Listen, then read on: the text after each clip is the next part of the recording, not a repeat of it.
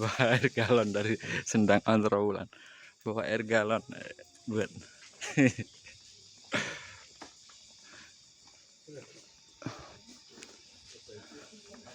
ini rencana mau diecer ini. Nah, ini berjumpa kembali di channel Yona Musik Yona Misteri. Apa kabar kalian semua? Semoga kalian baik-baik saja dan selalu dalam lindungan Allah Subhanahu wa taala. Amin ya robbal alamin. Ini barusan dari Sendang Ontrowulan ya. Kita bawa air petuahnya ya. Karena banyak yang pesen, ini saya bawa galon. Dan ini pendopo di Sendang Ontrowulan, bosku ya. Ini kan bulan Ramadan, memang nggak banyak kegiatan mistis ya. Di sini ada penurunan ya. Di Gunung Kemukus kali ini kita membahas Gunung Kemukus yang prosesi ritualnya pesugihan apem, mitosnya begitu ya. Ini di bulan April ini jatuh pada tanggal 25. Nah, mungkin sebentar lagi kan itu habis lebaran, mungkin itu rame banget bosku ya di Gunung Kemukus ya. Pesugihan apem. Nah, ini orang dupa di kamar. Jadi di kamar itu juga ada sajinya bosku. Sambil keliling-keliling kita bicara seputar Gunung Kemukus yang sebentar lagi jatuh pada malam sakral, malam Jumat Pon ya. Pasti rame banget itu di Gunung Kemukus. Banyak orang yang mencari pasangan, banyak orang yang jualan, banyak orang yang berkeliaran di situ, entah kupu-kupu malam maupun lelaki hidung belang bosku. Memang dengan mitosnya pesugihan apem di Gunung Kemukus itu kayak dijadikan sarana atau tempat ya. Di situ itu kupu-kupu malam itu pada bertebaran di sisi kanan dan kiri gerbang menuju Gunung Kemukus ya. Dan ini suasana malam di suatu hari di malam Jumat Pon. Rame banget. Ini kisaran jam 8, jadi belum begitu rame bosku, maksud aku begitu ya. Tapi kalau makin malam itu makin rame. Jam 10, 11, 12 itu malah tambah rame bosku. Semakin bertumpuk ini orang-orang itu, bertumpuk di dalam kamar mungkin ya. Karena ritualnya kan pesugihan apem ya. Kayak sudah ada informasi ya. Jadi tiap malam Jumat Pon pasti rame. Yang keduanya malam Jumat Kliwon. Kayak sudah otomatis gitu ya. Pasti rame, kok nggak pakai malam Minggu, itu kan malam bebas. Malam Minggu nggak begitu rame, ramenya tetap malam Jumat Pon. Oke, kembali ke pembahasan. Mengapa Gunung Kemukus itu makin hari makin rame aja, walaupun mitosnya itu tata ritualnya menyimpang bosku. Di channel Yona Musik, di video Yona Musik itu banyak sekali komentar pengen cari pasangan, karena banyak yang percaya kalau cari pasangan kupu-kupu malam itu ibaratnya nggak afdol, itu maunya cari yang dari luar. Kalau cari dari luar kan ya susah, kalau selingkuhan ya sama aja nggak afdol. Maunya dari luar kota itu. Terus kenalannya di mana kalau dari luar kota? Di lokasi Gunung Kemukus itu ada juga yang takut, nanti takut kena kupu-kupu malam itu. Dia ngaku dari kota sini, padahal dia kupu-kupu malam yang memang gimana ya, pasang perangkap di situ bosku. Terus gimana ini cara? Yes, monggo kerso, silakan. Semua itu tergantung ke keyakinan masing-masing.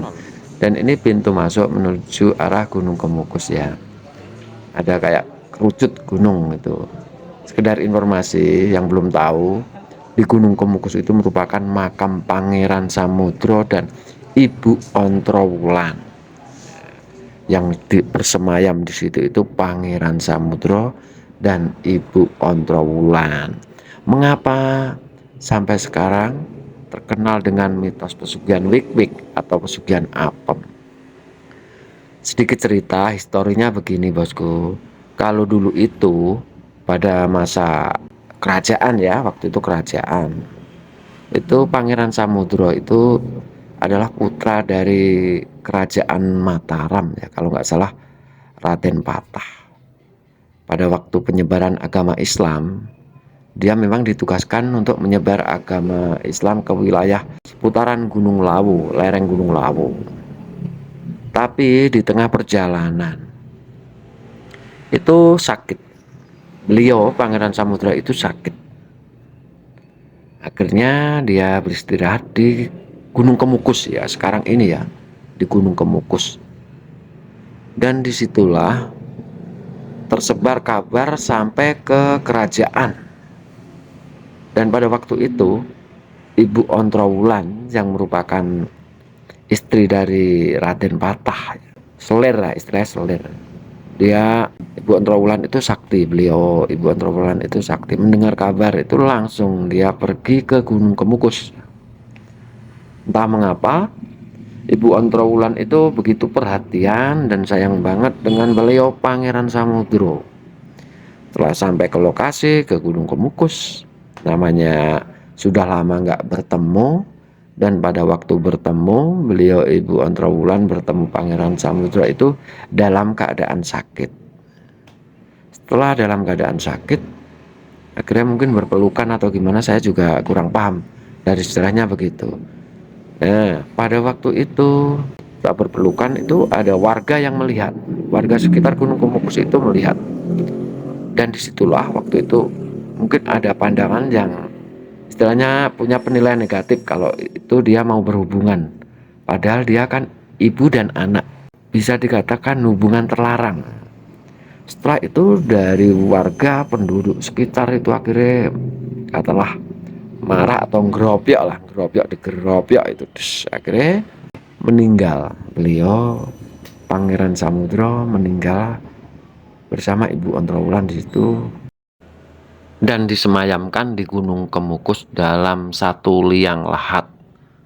Jadi beliau Pangeran Samudro dan Ibu Ontrowulan itu setelah meninggal disemayamkan di Gunung Kemukus dalam satu liang lahat.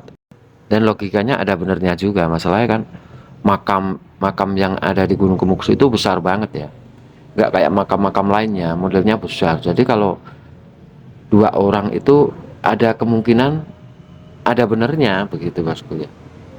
Kalau mungkin satu orang itu kan kecil ya, seperti makam-makam lainnya kan di situ banyak makam. Jadi ada benernya kalau itu dalam satu liang lahat.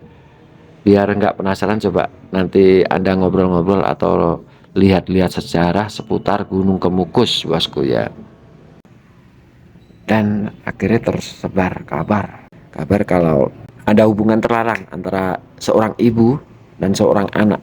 Setelah meninggal akhirnya bersemayam di situ, dan sebelum meninggal Pangeran Samudro berpesan, sapa wonge sing demen menyang mrene neng Gunung Kemukus, insya Allah apa tujuan dan apa niatannya itu akan dibantu dikabulkan lantaran Allah Subhanahu wa Ta'ala. Begitulah sedikit sejarah ya.